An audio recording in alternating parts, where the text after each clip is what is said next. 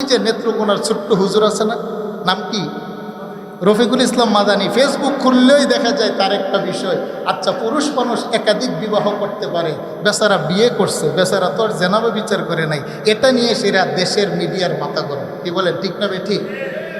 আর যে রাস্তাঘাটে, হোটেলে, কলেজ, ভার্সিটিতে, রাস্তাঘাটে, চতুর্দিকে মানুষ যারা অবৈধভাবে জেনাবে বিচার করে, বিবাহ বহির্ভূত, এইসবগুলো নিয়ে কোনো মাথা ব্যথা নাই।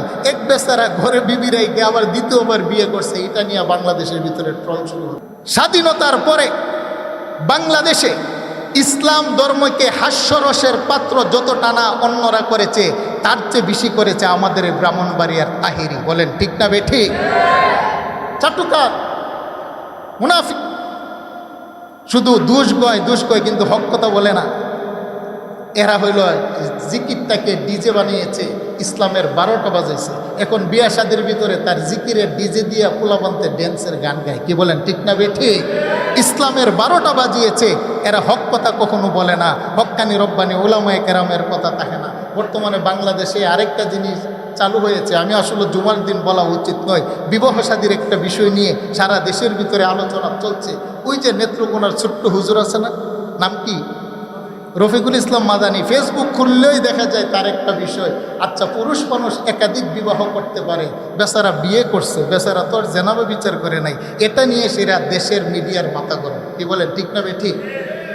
আর যে রাস্তাঘাটে, হোটেলে, কলেজ, ভার্সিটিতে, রাস্তাঘাটে, চতুর্দিকে মানুষ যারা অবৈধভাবে জেনাবে বিচার করে, বিবাহ বহির্ভূত, এইসবগুলো নিয়ে কোনো মাথা ব্যথা নাই। এক বেচারা ঘরে বিবি রেখে আবার দ্বিতীয়বার বিয়ে করছে, এটা নিয়ে বাংলাদেশের ভিতরে ট্রল শুরু হচ্ছে। এটা হলো বাঙালি জাতি, আমাদের আফসোস হয়। বলেন ঠিক না বেঠিক? আর এই মৌলবীরও দোষ আছে, বিয়ে করছে এটা আবার ফেসবুকে দেওয়ার দরকার কি? আমি বিবাহ করেছি, আমার প্রথম স্ত্রী মনে কষ্ট পেয়েছে। আরে বেটা, প্রথম স্ত্রী মনে কষ্ট দিয়ে তোরে দ্বিতীয় বিয়ে করার জন্য বলছে কে? দ্বিতীয় বিয়ে করলে তো বিবি তো কষ্ট পাবে। কি বলে ঠিক না বেটি? স্ত্রী কি দ্বিতীয় বিয়ে করায়? এ তো অবশ্যই মনে কষ্ট পাইছে। তো তুমি এটা ফেসবুকে দেওয়া, মিষ্টি খাওয়া, লাফানোর দরকার কি? এই সমস্ত মূল্য বৌলগুলো পাতলা মৌলবী। কি বলে ঠিক না বেটি? এগুলার আকল মাথাতে না, এগুলার আকল হলো হাঁটুতে। আল্লাহ পাক আমাদেরকে বুঝার তৌফিক দান। আচ্ছা বলেন না, পুরুষে কি একাধিক বিবাহ করা যায় কি যায় না? আরেকটু জুড়ে বলেন, যায় কি যায় না?